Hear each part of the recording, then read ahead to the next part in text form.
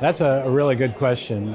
Patients fall into two categories, one that are medically necessary and one that are cosmetic. So if we look at the CEEP classification, the clinical classification, it is divided into C0, which means there's no obvious evidence of any visual disease, all the way to C6, which is a frank ulcer. So we've kind of divided it up into C4, 5, and 6, which are medically necessary, absolutely medically necessary, because those are complications of venous hypertension. When we get into C0 and C1, really there are cosmetics. Even though some patients have symptoms, it's kind of hard to prove. When we approach C2 and C3, then we're starting to get into areas that are intermediate.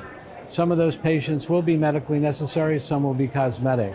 And the question is, which one are they? So you really need to develop a real good history. You have to ask the patient about their symptoms, how long they've had it, when their problems exist. So it just is difficult in that C2, C3 arena. Anything lower than that is really cosmetic.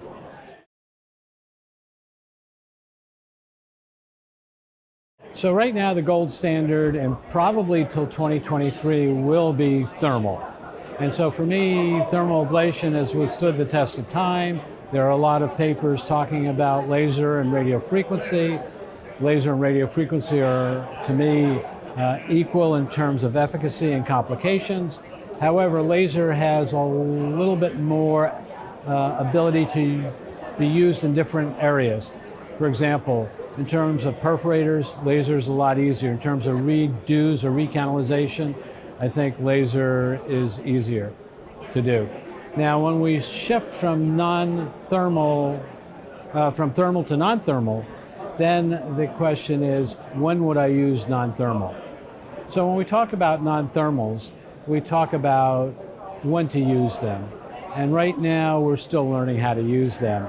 We know that there's probably a size limitation when it comes down to the description of the device.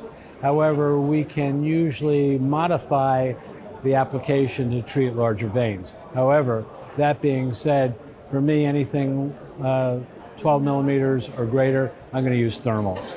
Then the question is, have we enough experience to understand the risks, the complications?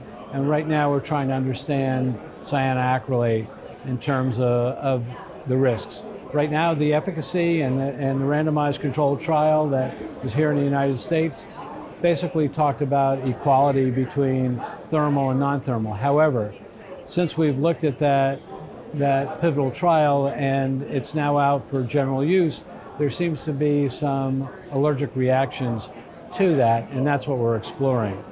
In terms of the proprietary foam that we have here, Varithena is a proprietary polydocanol microfoam, which is used in patients for truncal ablation, great saphenous. It's used also in varicose tributaries, and it's probably a really good use for when you can't navigate a circuitous truncal vein. So this will then flow by itself. So that's a really good option.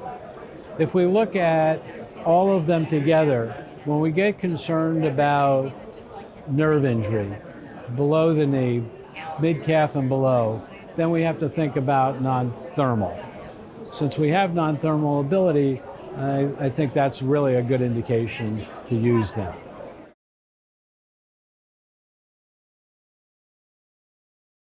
So the latest data on the use of approaches, there is no really data to support one or the other than the pivotal trials.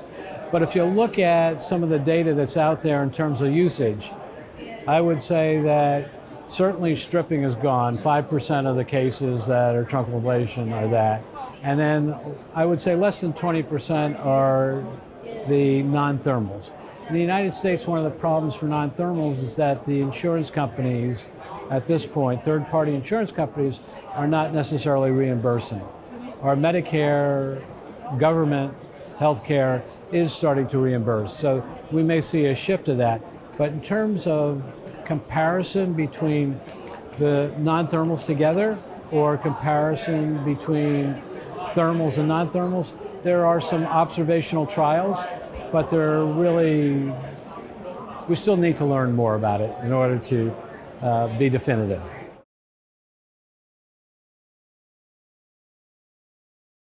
So for now, the newer devices, there are about 3 new devices. One is approved in the United States. It's called VENCLOSE, which is a new radio frequency device, and that has some advantages over the original radio frequency device. The ablating area is 10 centimeters instead of 7 centimeters. It's a smaller profile, and at the same time you can switch that device from 10 centimeters to 2.5 centimeters. So in essence, you can pick up some speed. You don't have to have a lot of stock. There is a new device that is not FDA approved in the United States, and it's just going through preclinicals. It's called BioVena, and BioVena is a mechanical device only. And what it does is it has a coil on the end of it, which then you insert it closed, you open it up, you pull back, and it abrades the endothelium and starts to disrupt the media. It doesn't require any chemical, so it's purely mechanical. It potentially is faster. And then in our preclinical trials, we've seen that there is closure and in terms of endothelial and media disruption, followed by thrombosis, followed by fibrosis. So that's a one that's still out there. I think that the clinical trials will be done in 2020, second quarter. And then the last one that also is approved in the United States is from the company called Amcell, and it is a secure clamp. And what this does is it occludes vessels. So you can understand that you can use it open, you can use it percutaneous. There are 2 different applications, and there are applications in terms of looking at this from closing perforators. And right now, when we're using thermal ablation, about the best in terms of trials is in the high 70s, because we have endothelial disruption, thrombosis, and fibrosis. This occludes it with a clamp, and it should be closed.